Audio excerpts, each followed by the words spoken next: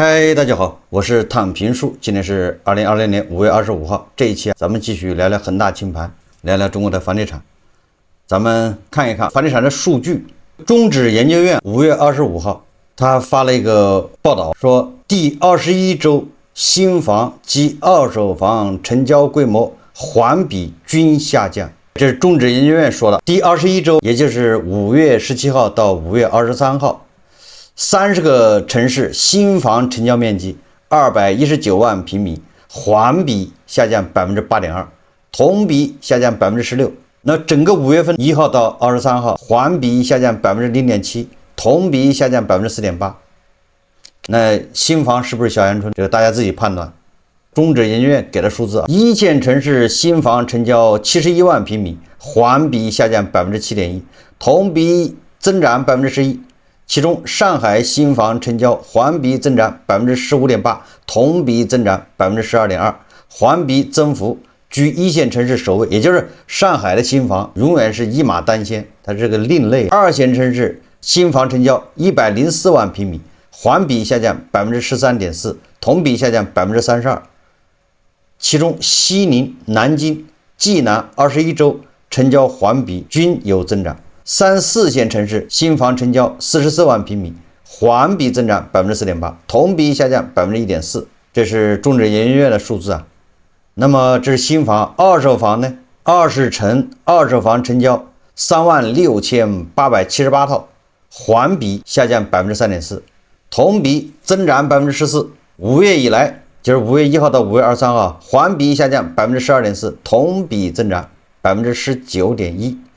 也就是說，這個中指研究院的數字說明5月份跟4月份相比，環比那下降比較大的12%，也就拐點往下。但是啊，跟去年比，那還是增長了的。也就是今年小陽春勢頭比去年要猛那麼一點，3、4、5月這幾個月衝得高一點，現在在回落，就這麼個趨勢。那麼一線城市二手房成交12687套，環比下降4.5%，同比增長21%。其中，上海新房成交環比下降7.2%，同比增長30%，同比增幅居一線城市首位。那就是二線城市啊，一共是18857套，環比下降2%，同比增長7.8%，也就是環比都在降，往下掉，也就是小陽春結束了。那這是中指研究院的數字。我們再看中银證券，它也發布了一個數字，它是房地產行業第21周，它是從5月11號到5月17號周報。他說，23個重點城市二手房成交面積290平方米萬了，環比下降73%，但同比仍然上漲11%。截止到5月17號，整個5月份，15個重點城市二手房成交同比增速高達26.8%，而此前20周的周度同比增速是20.8%，也就是增速還快了。第21周就降到了10.9%，短短一周同比漲幅腰斬1半還多，也就是拐點到了，直線就下降，這意思。從環比看更明顯，第20周二手房環比暴漲89%，20周的時候還是89%，第21周直接變成了下降7.3%，不僅不漲還下降了，從跳漲到轉負只隔了一周，也就是小陽春結束了唄。你不管3、4月份彈得多高，反正它結束了。這種叫脈衝式上漲，政策催化的脈衝式反彈。有一家也是房地產研究機構叫普瑞數智，這個實際上就是科爾瑞出來的一幫人搞的一個專門研究房地產的，叫普瑞數智。他說樓市處於弱復甦、強分化階段。普瑞數據研究中心報告稱，2026年以來，全國樓市呈現弱復甦、強分化，就是復甦這一塊還是比較弱的，但是分化是很明顯的。你這一線城市恐怕就更好一點，其他的城市就基本上就是熄火了。市場整體處於從止跌向回穩過渡的摸底階段。說弱復甦呢，主要表現在全國商品房銷售、投資、新開工仍同比下滑。但重點城市二手房成交連續多月環比改善，部分城市如上海、成都、杭州3到4月出現小陽春式放量。全國70個城市漲價城市數量增多，但漲幅有限，未普漲。政策聚焦拖而不舉，因城施策，為再大規模刺激，強分化一線及強二線城市，也就是北京、上海、杭州、深圳，二手房量價企穩甚至微漲，掛牌減少，溢價收窄。3、4線城市新房去化周期仍超20個月，價格持續承壓，部分城市同比跌幅超5%。核心城區優質好房子受追捧，遠郊或非標資產滯銷，二手房成交佔比已超70%，部分城市超80%，標誌着市場從增量開發轉向存量盤活。他的觀點就是弱復甦、強分化。強分化大家記住了，那就個別的城市會好一點，北京、上海、深圳、杭州、成都啊，這些地方好一點，那其他地方就很弱了。當然了，這些都是個人觀點，僅供參考。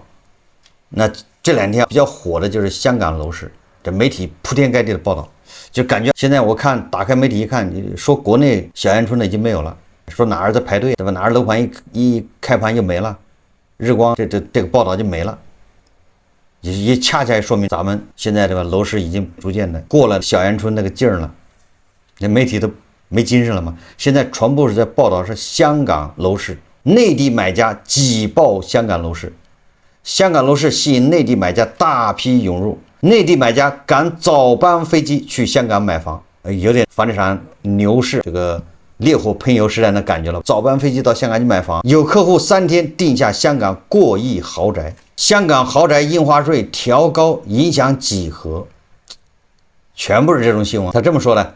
中國房地產援引美聯物業研究中心結合土地註冊處資料分析，以買家姓名的英文拼音識別，2025年內地買家在香港1、2手住宅市場的註冊量13906宗，比2024年12190宗增長14%，涉及金額1379億港元，較去年同比上升3.8%。宗數與金額都創下歷史新高。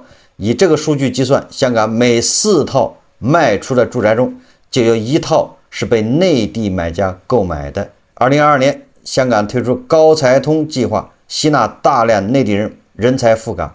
截至2025年12月，香港各項人才入境計劃累計收到逾57萬宗申請，批出近40萬宗，其中有26萬名人才攜家人抵港，那這些人都要買房，這產生了巨大的住房需求，無論是租賃還是購買。與此同時，香港還在接納更多的內地學子。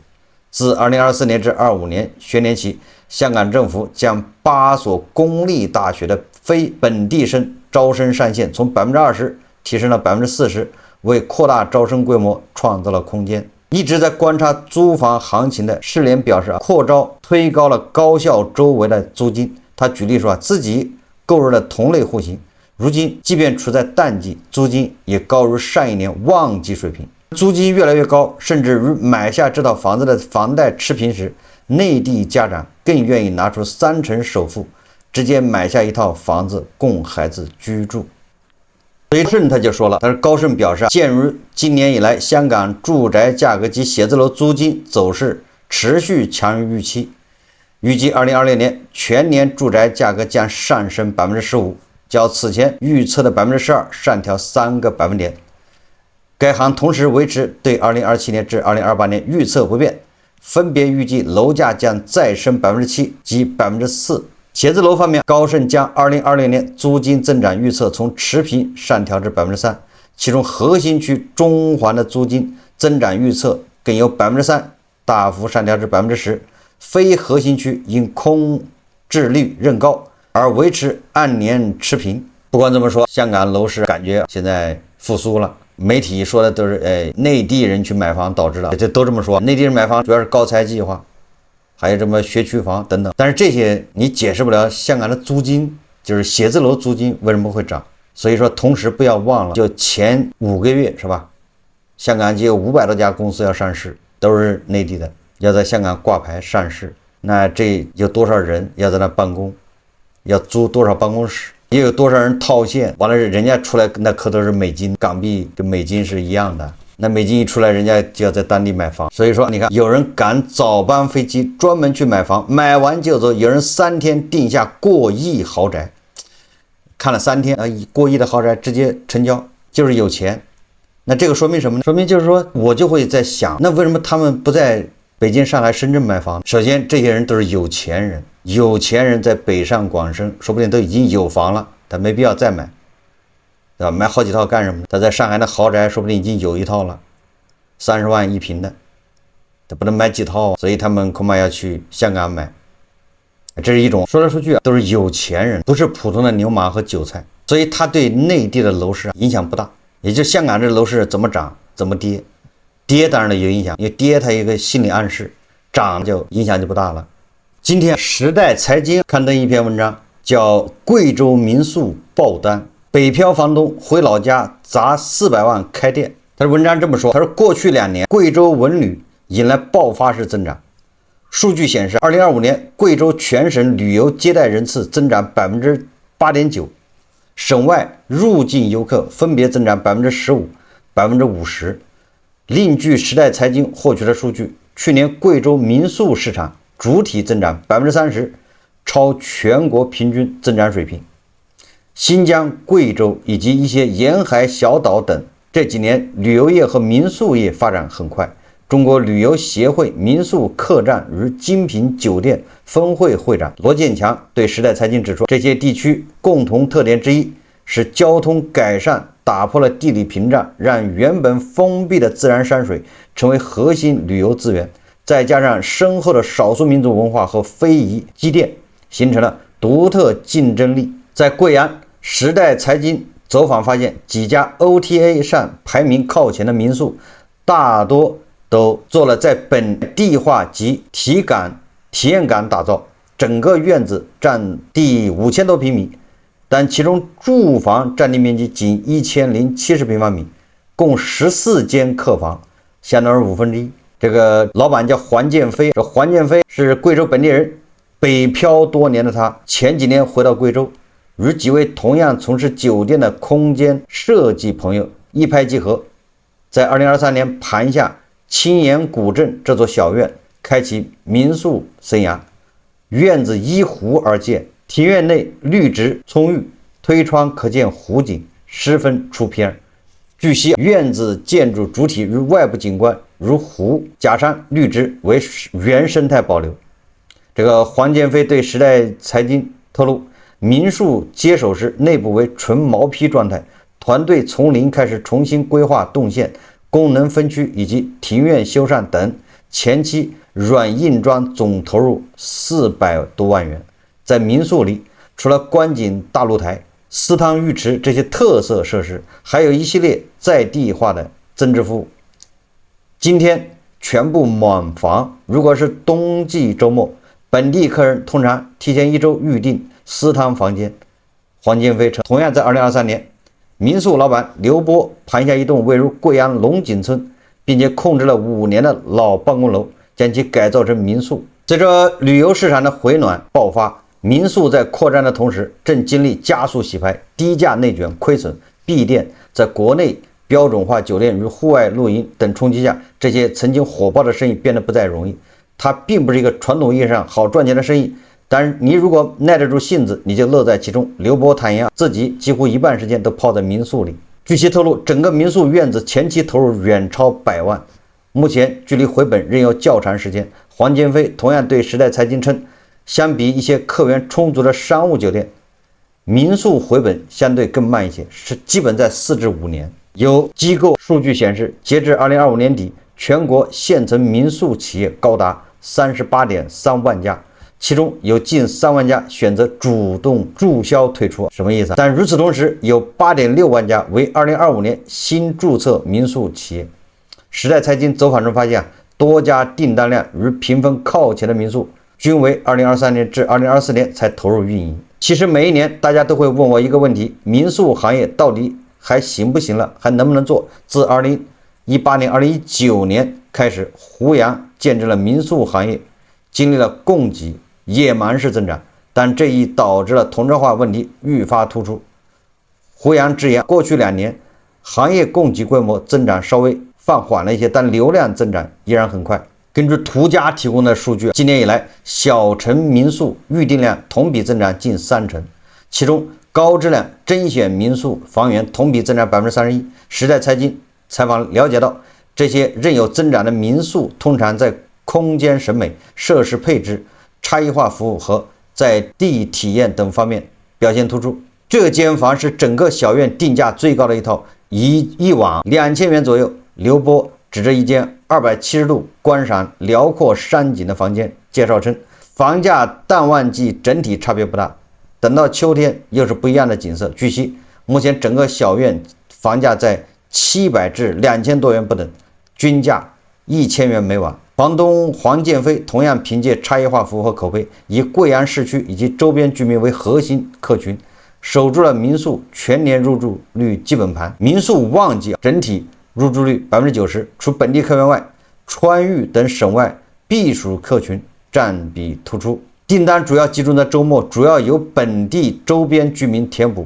憑借這種穩定的需求，黃建飛得以維持較高定價，如帶滑梯的親子房，房價800到1000；全景露台私湯房1800到2000元，避免陷入低價內卷。這個是時代財經一篇報道，叫貴州民宿爆單。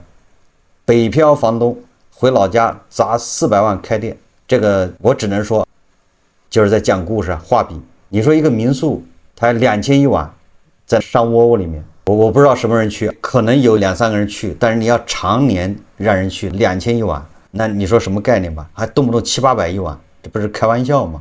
但是這個民宿行業跟那個餐飲行業是一模一樣的，不停的有人扎進去，有人倒閉關門，有人就扎進去。為什麼？因為它這個行業門檻非常低，低到什麼程度？你只要搞幾個房間，隨便裝修一下，你找人設計一下，顯得好像有點格調，完了之後你就把它掛到各種互联網平台上去賣，就這麼簡单，做口碑。但是正因為它越簡單，它這個叫什麼內卷就厲害，競爭就厲害，因為大家都這麼幹，誰還沒幾間房子？他就跟那個餐飲行業一模一樣。那個35歲那秃頂的被裁的碼農，手上有個幾十萬或者100多萬的賠償金，你說他首選幹什麼？他不是開網約車，他首選是加盟一個奶茶店或者一個什麼火鍋品牌連鎖店，叫輕鬆當老闆。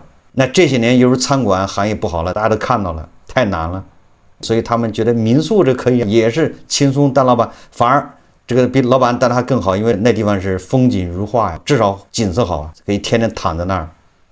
所以搞個民宿，投個也不多，100-200萬就夠了，就等着人上門，開個2年關門，基本上都這樣。這個還說是在好的年程，就沒有什麼災難，什麼不可抗力。如果你趕上2020年口罩那個時候，那你就基本上就完了，褲衩子都賠飛了。你說在這個經濟形勢下，你是在一個小山窩裡面搞一個民宿，完了之後2000一晚，那你裡面提供什麼服務啊？就是因為推開窗戶就能270度看見這個風景。網上有個帖子說，我親眼見證了5個朋友返貧。他是這麼說的，他說第一個朋友家裡拆遷賠了400多萬，全款買了房，也是拆遷款還原封沒動又去買房了，結果房子爛尾，拆遷款等於在卡裡過了一下，啥也沒留下。第二個朋友跟合夥人開餐廳，你看這是我說的，每人投100多萬，每天營業額不到1000塊，取出房租水電人工，1年到頭貼錢。第三個朋友酒後講義氣，借給發小80萬救急，結果發小投資失敗，公司倒閉，錢要不回來，至今還在打官司。一個就是買房，一個是開餐廳，一個是錢借了。那第四個那就更厲害了，這第四個這簡直就是无妄之災。為什麼呢？第四個朋友為人仗義，聽不得好話，一誇就飄，替老同學擔保300多萬，同學沒錢跑了，他背連帶責任，成了冤大頭。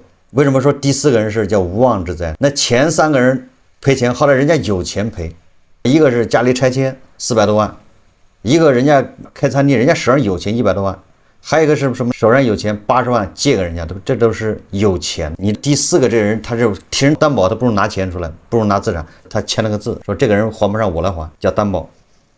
那好了，那個人真跑了，還不上，那就你還，這不成冤大頭了嗎？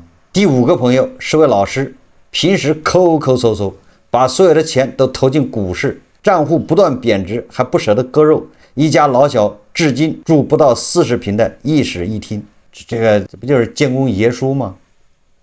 這活生生例子，對不对？我一直說炒股的人他不會花錢的，有好多人理解不了這事。真正股民他不願意花錢，哪些人花錢？就那些拿着別人的錢賺錢的，收管理費的這種人他願意花，反正錢不是自己的。這真的股民他是捨不得花錢，他買個雞蛋他都惦記，喝杯奶茶他的肉疼，他會這麼想：一杯奶茶20，那20買某只股票，能買，說不定能買個2股或者3股，是吧？這3股到時候翻2倍，那就是好幾杯奶茶。如果再能加槓桿，20就變成40，這開玩笑的。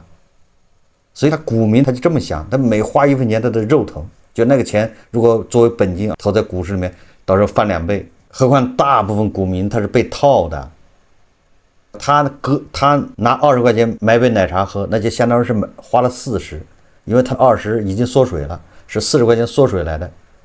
那他買奶茶就相當於割肉，他受不了。所以你看股民一般的，你看這建功爺叔，你看看，或者你就看看那個爺叔经常待在上海有幾個那個公園，是吧？那些人就像一個股票論壇，都是股民在那兒天天在一起聚會。你看那股民那狀態，一個個的，他們在股市裡面少則幾十萬，多的上百萬的，但是你看他們一個個的穿的、吃的、花的，非常節約。所以這個人帖子說，第5個朋友抠抠搜搜就是一個股民，不斷貶值，不捨得割肉，讓我們想起了胡一靜老師，經常在大商場裡面點一杯奶茶，一坐半天，一看點兒到地下餐廳，是吧？要一份炒麵或者是拉麵，有時候加個雞蛋，有時候不加雞蛋，吃完回家。我們再看一個公眾號的文章啊，這個叫悲慘的人生，叫人間世觀察，2020年5月23號，他這個標題叫35歲房貸還剩150萬，公司卻開始勸退了。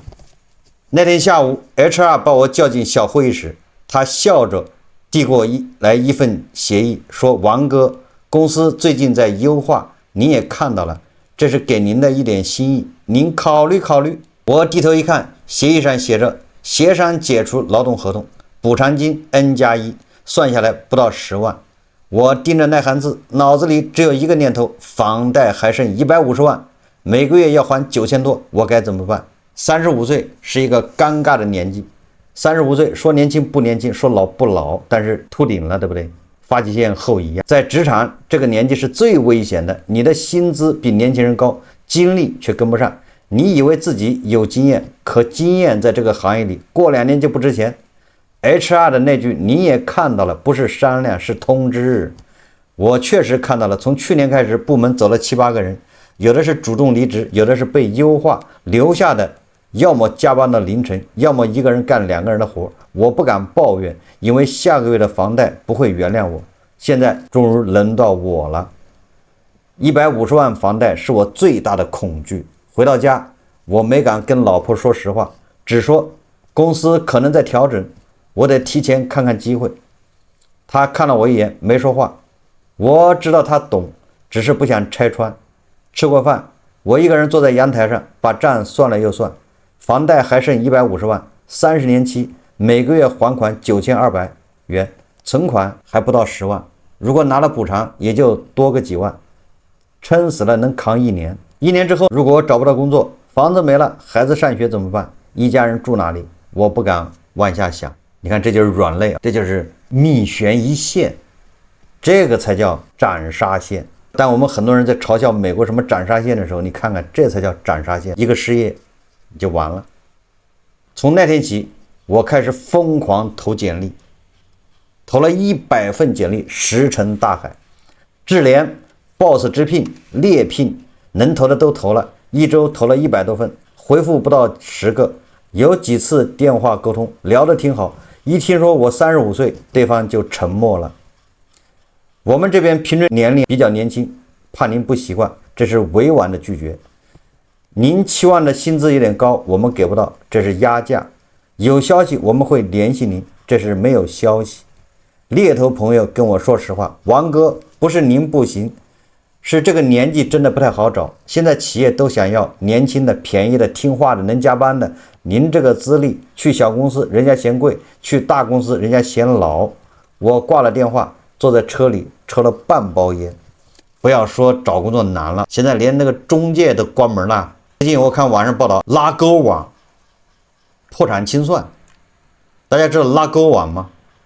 曾經紅極一時的互聯網行業垂直招聘平台拉勾網已經申請破產。據悉，此次破產申請的申請人與被申請人均為北京拉勾網絡技術有限公司自身及自己申請自己破產。這個拉勾網被譽為互聯網招聘獨角獸，公司成立於2013年3月，由許丹丹等人創立，並於同年7月20日正式上線拉勾招聘。有網友表示沒想到曾經常用的招聘平台走到這一步，曾經的招聘明星如今已經破產，這消息來得挺突然的。你說連招聘平台都破產了，你找不到工作很正常。我為什麼對拉勾網有印象呢？一個它是互聯網行業的招聘平台，我是了解一點的。第二個，它是13年創立的，14年它就在互聯網上這個廣告特別多，引流這種宣傳軟文比較多。而那個時候正好我也在創業啊，所以說經常會刷到這個拉勾網，所以我有印象。結果你看現在。他堅持到現在，他也是破產了。咱們是提前關門，早點關門是吧？一看不行，立馬關門。拉勾網是撐到現在，油盡燈枯。我們接着看這個帖子，這個悲慘的35歲碼農，他說：“我開始想各種退路，實在找不到工作怎麼辦？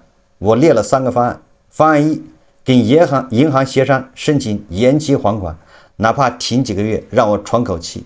方案2，把房子掛出去賣。”現在市場不好，可能賣不到好價錢，但至少能把貸款還清，留點現金。方案3，斷供，最後一條路，也是最不想走的路。一旦斷供，房子被法拍，徵信黑了，這輩子可能都翻不了身。老婆最後還是知道了，她沒哭沒鬧，只說了一句：“咱們還有存款，還能撐，你別慌，慢慢找。”她說得很輕鬆，我知道她晚上也沒睡着，她翻身的動靜我聽得一清二楚。這個作者說，如果3個月找不到工作，就開始考慮賣房，不想等到斷供再後悔，主動賣比法拍強1萬倍，面子不值錢，活下來才重要。這他是想明白了。35歲，房貸還剩150萬，公司開始勸退，這個道盡了無數中年人的恐懼。所以我一直不厭其煩的說的，咱們也不要去賭房價漲還是跌，你買房就是消費，你有錢就買，不要什麼加槓桿。不要七大姑八大姨借錢貸款去買，沒必要打腫臉充胖子，最後倒霉的是自己，吃苦的是自己。有錢就買，你是消費；沒錢租房住。但是這樣的生意是不能被容忍的，因為現在需要人去接盤，你不接盤，我不接盤，那誰接盤？年輕人最大的底氣就是不負債。如果你沒有負債，那你頂多是吧？我今天沒工作，我今天餓肚子，明天我騎上電瓶車去送外賣。我又有了一天的口糧，是吧？饅頭加榨菜，餓不死人。但是你一旦付上貸款，你一旦有了貸款，你就完蛋。什麼叫身不由己啊？什麼叫英雄氣短？你都能體會到。大家還是要考慮明白，想清楚啊。好，這期節目我們就聊到這裡，感謝大家收看。如果喜歡我的節目，歡迎訂閱轉發，也可以在下方留言評論。謝謝大家。